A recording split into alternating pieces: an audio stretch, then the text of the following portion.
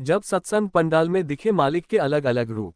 प्रस्तावना। सत्संग वह पावन अवसर होता है जहां आत्मा को परमात्मा की निकटता का अनुभव होता है। जब कोई भक्त प्रेम और श्रद्धा से मालिक को पुकारता है तो मालिक उसके भावों का आदर करते हुए उसे दर्शन देते हैं। ये कथा एक ऐसे ही सत्संग पंडाल की है जहां भक्तों को अलग अलग रूपों में मालिक के दर्शन हुए। भाग 1। सत्संग की तैयारी। गर्मी के मौसम में गांव के एक बड़े मैदान में सत्संग का आयोजन किया गया था। चारों ओर हरियाली थी और बड़े बड़े पेड़ों की छांव में एक विशाल पंडाल लगाया गया था। दूर दूर से भक्तगण वहां एकत्रित हो रहे थे। कुछ लोग सेवाभाव से भंडारे की व्यवस्था में लगे थे तो कुछ लोग श्रद्धालुओं को बैठने की उचित जगह दिखा रहे थे।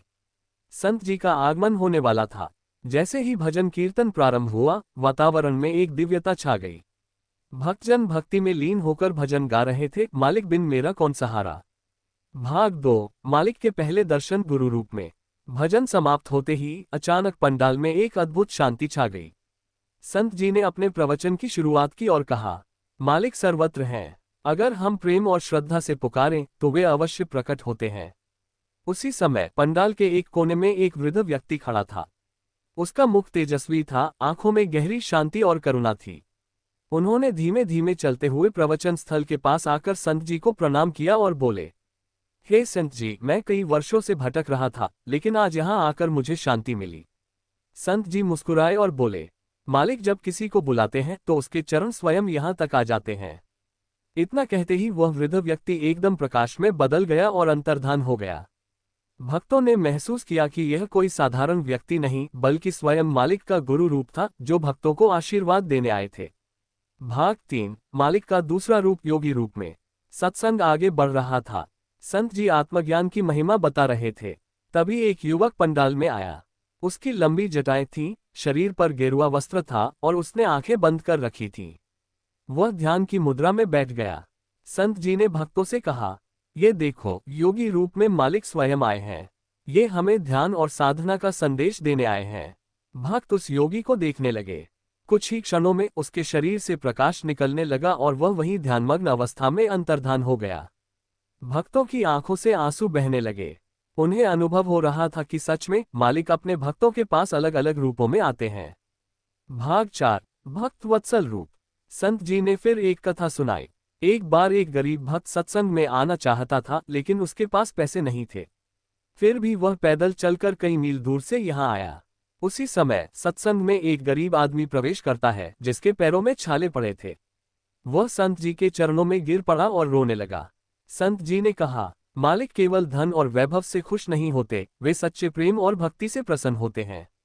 आज ये भक्त हमें यही सिखाने आया है कि सच्चे प्रेम के आगे कोई बाधा मायने नहीं रखती। वह गरीब व्यक्ति मुस्कुराया, उसकी आंखों में प्रेम के आंसू थे। अचानक उसका शरीर प्रकाश में परिवर्तित हो गया और वह अंतर्धान हो गया। भक्तों ने महसूस किया कि स्वयं मालिक ने भक्त रूप में आकर उन्हें ये सिखाया कि सच्ची भक्ति कैसी होती है। भाग 5। मालिक के अंतिम दर्शन दयालु माता पिता रूप में। सत्संग के अंतिम चरण में एक वृद्ध दंपत्ति पंडाल में आए। वे बहुत ही प्रेम और करुणा से भरपूर थे। वे सभी भक्तों को बड़े प्रेम से देख रहे थे, मानो माता पिता अपने बच्चों को देख रहे हों। संत जी ने कहा, मालिक माता पिता की तरह अपने भक्तों की देखभाल करते हैं। जब हम सच्चे मन से उनकी शरण में जाते हैं तो वे हमें स्नेह और ममता से भर देते हैं।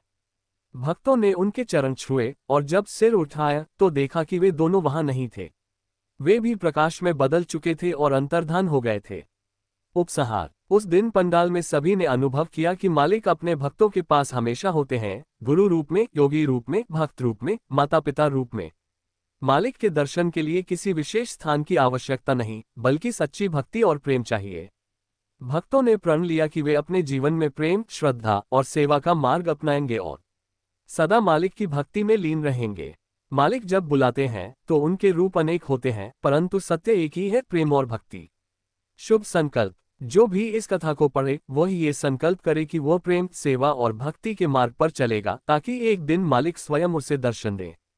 संदेश। इस साखी से हमें यह महत्वपूर्ण सीख मिलती है कि मालिक परमात्मा सदा हमारे आसपास है, बस हमें उन्हें प्रेम और श्रद्धा से पहचानने की आवश्यकता है।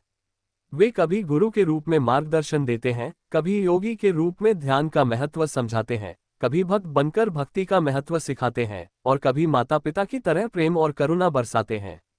इस कथा का मुख्य संदेश यह है कि सच्ची भक्ति, प्रेम और सेवा से हम मालिक के दर्शन कर सकते हैं।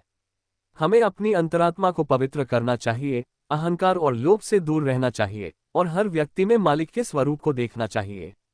अगर हम सच्चे मन से मालिक की खोज करेंगे तो वे हमें अवश्य दर्शन देंगे, कभी किसी गुरु के रूप में, कभी एक भक्त के रूप में, तो कभी किसी दयालु माता पिता के रूप में। बस हमें अपने हृदय को निर्मल और प्रेम से भरना होगा। प्रेम ही सच्चा भक्ति मार्ग है और सेवा ही परमात्मा तक पहुंचने का सबसे सुंदर साधन है। मालिक के अलग अलग रूप। परमात्मा मालिक अपने भक्तों को अलग अलग रूपों में दर्शन देते हैं ताकि वे उन्हें पहचान सकें और सही मार्ग पर चल सकें। इस साखी में मालिक ने 4 रूपों में अपने भक्तों को दर्शन दिए।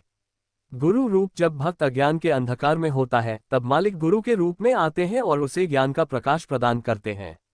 वे हमें सही और गलत का बोध कराते हैं और आत्मा को मोक्ष की ओर ले जाते हैं। योगी रूप। ध्यान और साधना के माध्यम से मालिक आत्मा के भीतर प्रकट होते हैं। योगी रूप में वे ये सिखाते हैं कि आध्यात्मिक उन्नति के लिए ध्यान और आत्मसंयम आवश्यक है।